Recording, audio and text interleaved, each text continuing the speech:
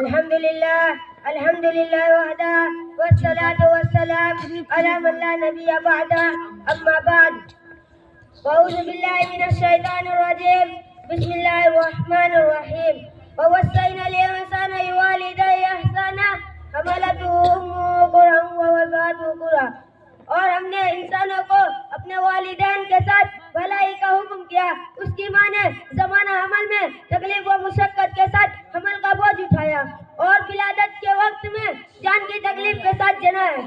محترم سامعین اور دینی بھائیوں اور میرے دوستوں، قرآن مقدس میں اللہ رب العزت نے کئی جگہ اپنی عبادت اور اپنے حق کے ساتھ اپنے والدین کے حق کا بھی ذکر فرمایا، اور جہاں مالک ارض و سما و خالق کائنات نے اپنی عبادت کی تاکید فرمائی ہے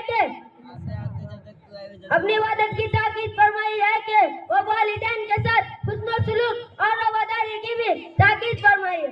کہیں فرمایا ووصینا الانسان بوالدیہ احسانا، ہم نے انسانوں کو اپنے والدین کے ساتھ حسن و سلوک کی تاکید کی ہے، اور کہیں فرمایا ووصینا الانسان بوالدیہ حسنا، ہم نے انسانوں کو اپنے ماں باپ کے ساتھ ہمدردی کی تاکید کی ہے۔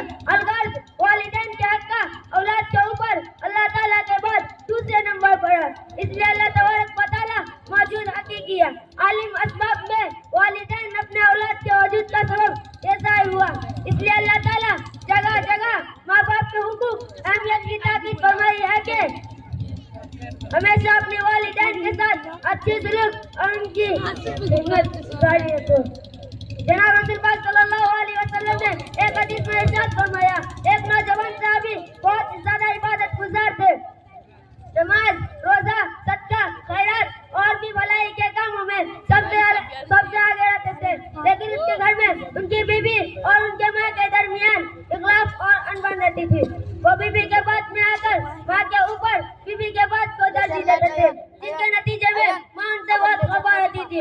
اتفاق سے اس نوجوان کی موت کا وقت آیا، ان کے منہ سے کلمہ نہیں پڑھا جا رہا تھا، تو ان کی بیوی نے حضور صلی اللہ علیہ وسلم کے پاس یہ کہلا بھیجا کہ میرے شوہر نزاع کی حالت میں ہے، چاہتی ہوں آپ کو کچھ بتلا دوں۔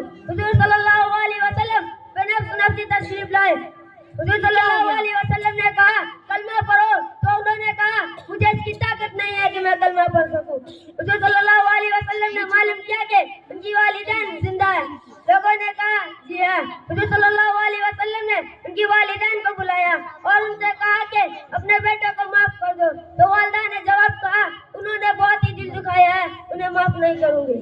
تو حضور صلی اللہ علیہ وسلم نے لکڑیاں جمع کرنے کا حکم دیا، اس میں آگ لگا دی گئی۔ پھر ماں سے پوچھا کہ کہیں اگر ہم تمہارے اس بیٹے کو آگ میں ڈال دیں تو تم انہیں بچانے کی سفارش کرو گی؟ ماں نے کہا ہاں۔ تو حضور صلی اللہ علیہ وسلم نے فرمایا جہنم کی آگ اس سے کہیں زیادہ سخت ہے، جب تمہیں اس آگ میں جلنا گوارا نہیں تو اس سے کہیں زیادہ سخت درین آگ میں جلنا کیسے گوارا ہے؟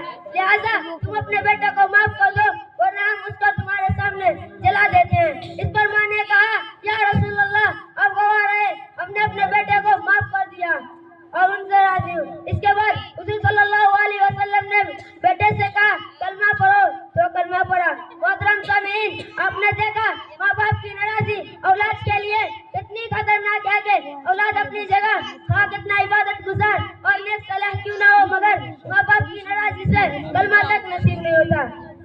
لیکن آج کا نوجوان جب اسے جوانی آتی ہے اس نے والدین کو یہ سکھ دیا، یہی نہ کہ بیوی کے کہنے سے ان کی بڑی بے عزتی کی، ان کو گھر سے الگ کر دیا، ان کا جینا تنگ کر دیا، ان کا دل دکھانے کے لیے بیوی کے زبان درازیوں کو تحفظ دی، دکان اور دفتر سے آ کر خود والدین کے اوپر ظلم و ستم کے پہاڑ توڑے۔ ارے والدین کو اپنے کندھوں کا بوجھ سمجھنے والوں، خوبصورت کو کوٹھی کے لیے ان کو نائب سمجھنے والوں، ذرا اس حدیث پر غور کرو جنہوں نے والدین کی نافرمانی کی، دنیا ہی میں اللہ نے انہیں کیسی سزا دی۔